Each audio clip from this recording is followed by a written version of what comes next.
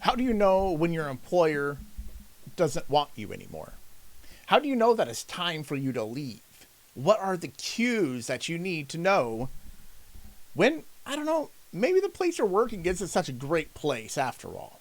So what does an employer do when they want you to quit?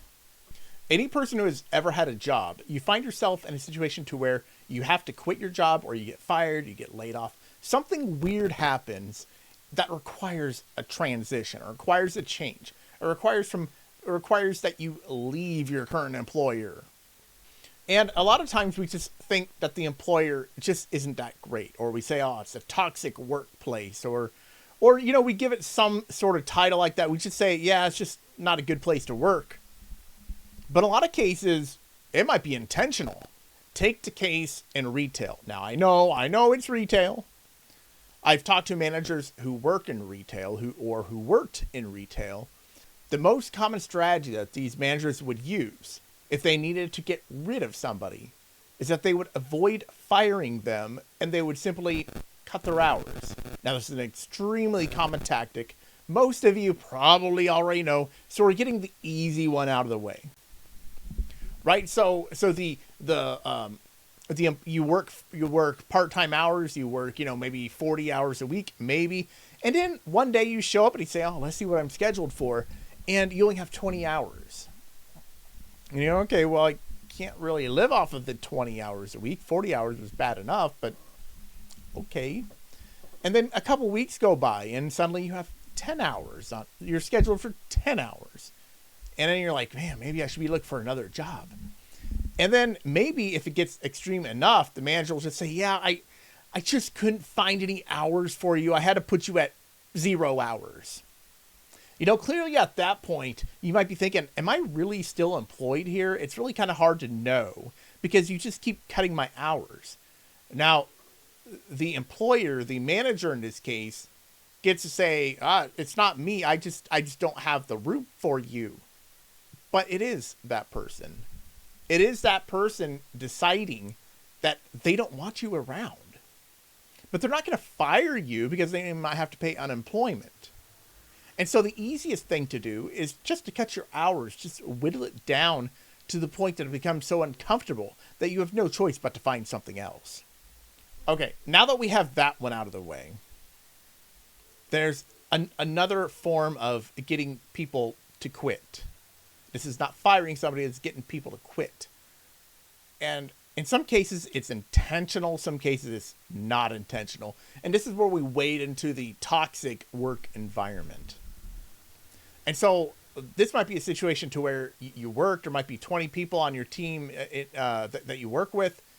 And maybe after a year or two, the manager stops taking your phone calls. Maybe the manager doesn't seem to interpret your emails anymore the way they used to. Maybe they just start ignoring your emails altogether. How about this one? Maybe you don't get invited to meetings. They stop inviting you to the important meetings. Maybe they start having meetings where nobody tells you about it. There are other ways that managers can tell you that they don't necessarily want you around. One of these ways is they ask you to dual wield. They want you to dual job. They want you to do 2 jobs at one time.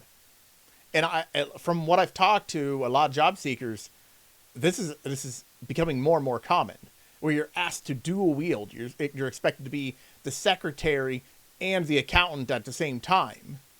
Well, that sounds all good and dandy on the balance sheet, but it's not so great when it comes to you and your work. Because a lot of what happens in combination with this is that there's nobody to be your backup. So another way they could be telling you that they don't want you around is they don't provide a backup person for you. So if you want to take PTO, if you want to take some time off, go on a vacation, you really can't.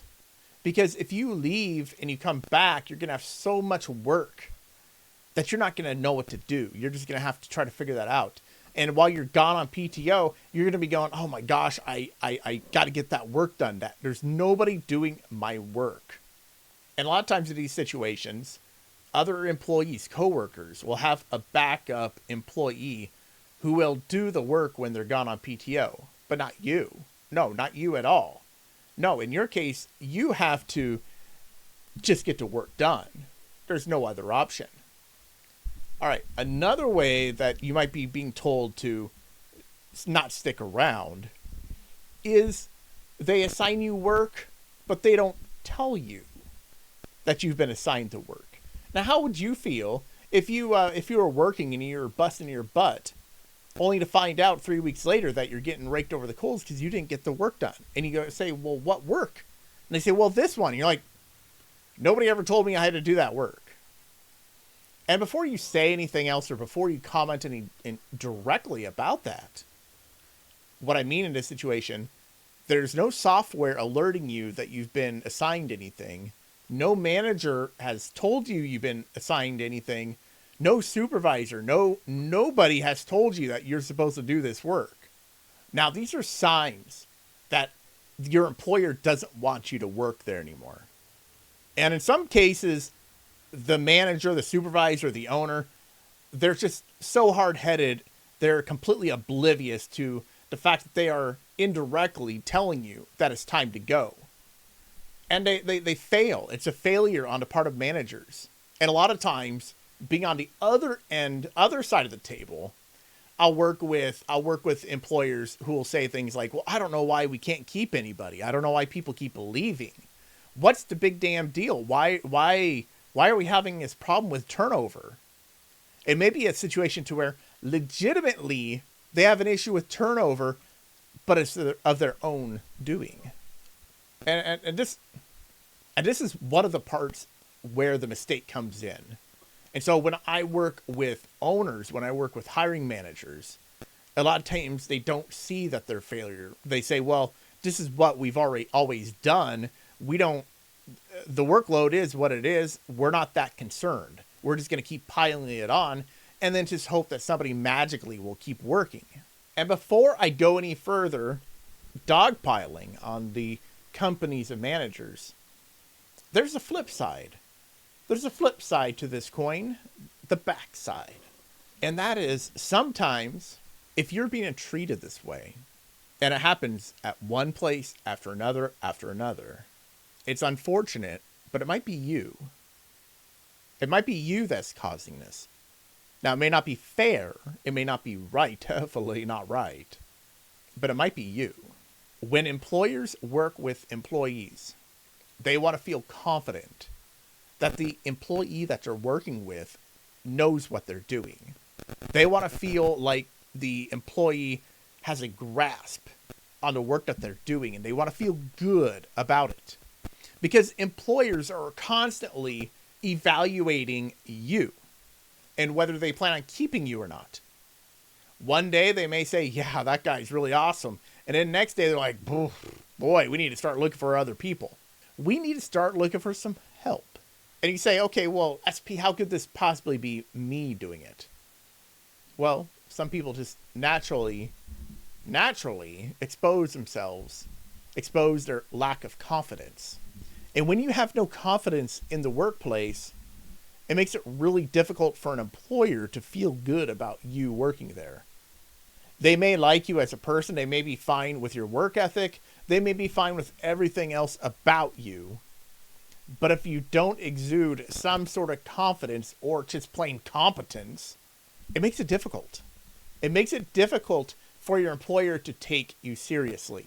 Now, if you find yourself using phrases like, I'm lost, or I'm struggling, or I don't know how to do this, and you say it in a way that it sounds apologetic. Like you're saying, oh, I'm really bad at this. I just don't know what to do. Well, the employer, unfortunately, whether you like it or not, is going to take that as a sign of a lack of confidence or incompetence, and eventually could result in them not giving you the opportunities that you believe you deserve. And this is why when you work at a place and you say, okay, well, I've worked at a place for 3 years. It was great at the start. In the middle, it was okay. And by the end, our relationship became toxic. Well, it didn't start off toxic. So what happened? What happens is that during the course of your career, When you're working with somebody, you provide opportunities to build up the manager's confidence in you, or you give the opportunities to tear down the confidence in you, because it's you who is doing it. You're either building up your manager's confidence for you, or you're tearing it down. Just let that sink in. And so if you're finding yourself constantly in situations to where your manager's confidence in you keeps going down through the lifetime of your job tenure, maybe you need to work on communication skills. Maybe you're good at your job. Maybe you're dedicated. You're one of the best people that's ever worked that job. Maybe you love the career, but maybe also you're early in your career. Maybe you're just a little unsure. Perhaps maybe you're in a situation to where people keep constantly changing things on you. The procedures change, making it difficult to keep up. Makes it difficult, doesn't it? So there's a couple things I want you to take in consideration. Look for the signs that your manager or an employer wants you to quit. There is the possibility that the signs that you are seeing is simply a lack of confidence in you. And in that case, we're going to work on some communication skills. We're going to work on how to communicate better with your employer. Work on setting up your structure, how you're working in that workplace so that you can be successful, so you can feel good. See, the world is not always about job seeker, employee good, employer bad. Most of the time, it's just that people are good and people are bad. We're not all perfect. Employers are people too, and they make mistakes all the time. And so if you want to think about this, think about your situation at work, and think about the toxicity at work. Now, sometimes there are just some issues that are truly toxic, such as situations with nepotism and things of that nature, where it's literally out of your control and people just have problems with you. That does happen. You could be in an HR department where maybe it's highly competitive and people are backstabbing each other, just trying to make one person look bad so they can get ahead. Okay, you can be in that situation. We're not talking about that. I'm talking about situations to where you are tearing yourself down. And it happens more often than you probably believe. So when it comes down to the workforce, when it comes down to the workplace, each of us has to be a stronger person.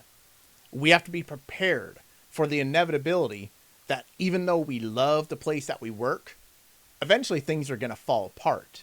And eventually we need to have a plan for our future. Because we're always, when we work with other people, we're always going to find situations where we just don't get along. Things aren't that great. People are not compatible. We're not all going to be 100% compatible with each other. And so always think about the future. Plan for your future. Be prepared for the next stage in your life. Don't ever become content in thinking that your current job is your last. That's it for today. I'm 𝐸𝐴𝐸. This is JobFerno. If you have any questions, send me an email at questions@jobferno.com. And as always, choose skills over money.